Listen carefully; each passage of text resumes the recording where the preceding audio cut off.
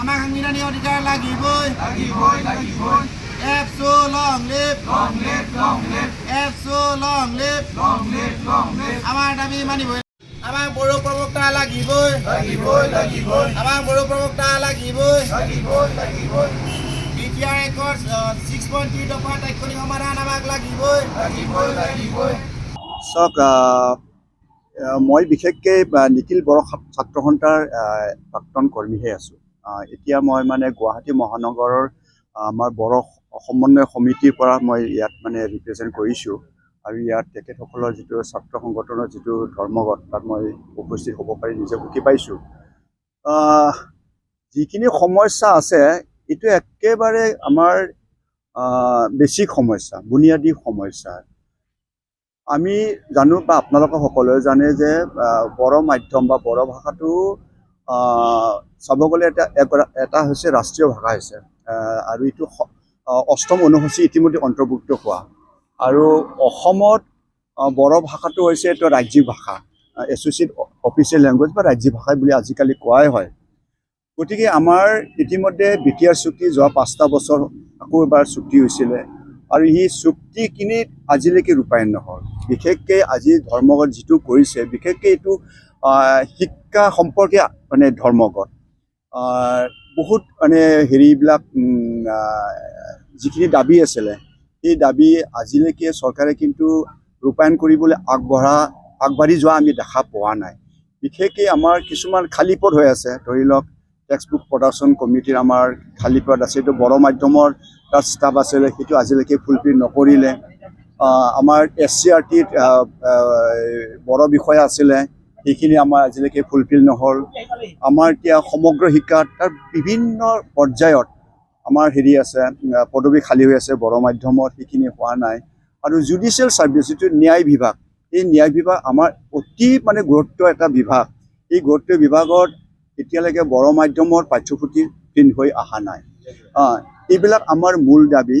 আৰু যিহেতু BTR চুক্তিৰ মানে 6 নম্বৰ 6.3 যিটো মানে অনুচ্ছেদ, এই দফাত বিশেষভাৱে আমাৰ যিবিলাক মানে বেচৰকাৰী স্কুল আছিল, ভেঞ্চাৰ স্কুল, তাত অন্তৰ্ভুক্ত আছিলে সেই ভেঞ্চাৰ স্কুলবিলাক অতি শীঘ্ৰে এইবিলাক চৰকাৰীকৰণ কৰিব লাগে, নিয়মীকৰণ কৰিব লাগে।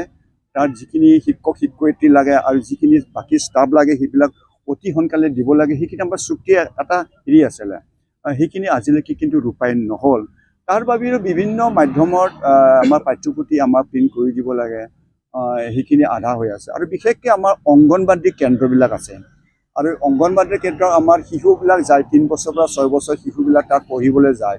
আৰু তাৰ মাতৃবিলাক মানে যিহেতু আমাৰ বড়ো অসমীয়া বা ষ্টেট লেংগুৱেজটো তেওঁলোক বুজি নাপায়, আৰু তাৰ মাতৃবিলাক বিশেষকৈ বড়ো বিষয়ত কিতাপটো বিচাৰে যাতে মানে নিজৰ ল'ৰা ছোৱালীক কিছু অলপ শিকাব পাৰে।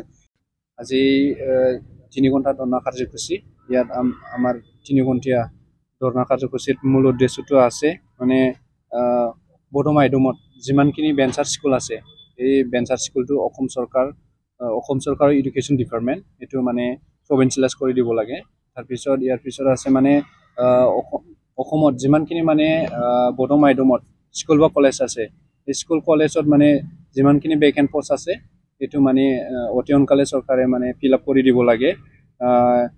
আৰু আছাম জুডিচিয়েল ছাৰ্ভিচ এক্সাম, এই এক্সামত মানে বড়ো লেংগুৱেজ এইটো সোমাই দিব লাগে।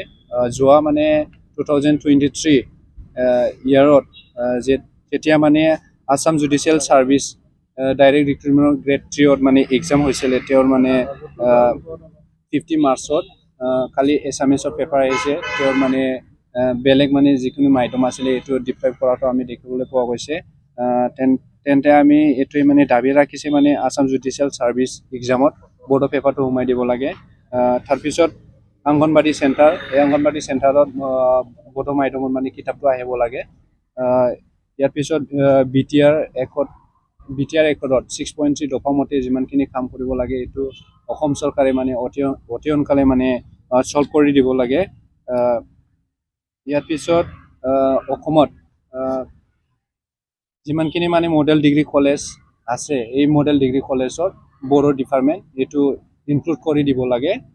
তাৰপিছত CTET লেংগুৱেজ 1 বা চেণ্ট্ৰেল টিচাৰ ইলিজিবিলিটি টেষ্টত লেংগুৱেজ 1ত বড়ো পেপাৰ এইটো বড়ো পেপাৰটো সোমাই দিব লাগে আৰু Assam state school education board এই এডুকেশ্যন বৰ্ডত বড়ো একাডেমিক অফিচাৰ এইটো মানে আমাৰ লাগিব তাৰপিছত state council of educational research and training ইয়াৰ বড়ো একাডেমিক অফিচাৰ বা বড়ো লেকচাৰাৰটো আমাক লাগিব এই দাবীটোলৈ আজিৰ এই 3 ঘণ্টা ধৰ্ণা কাৰ্যসূচীটো ল'বলৈ বাধ্য হৈছে আমাৰ নিখিল বড়ো ছাত্ৰ সন্থা মেইন মানে আজিৰ এই ধৰ্ণা কাৰ্যসূচী এইটোৱেই মানে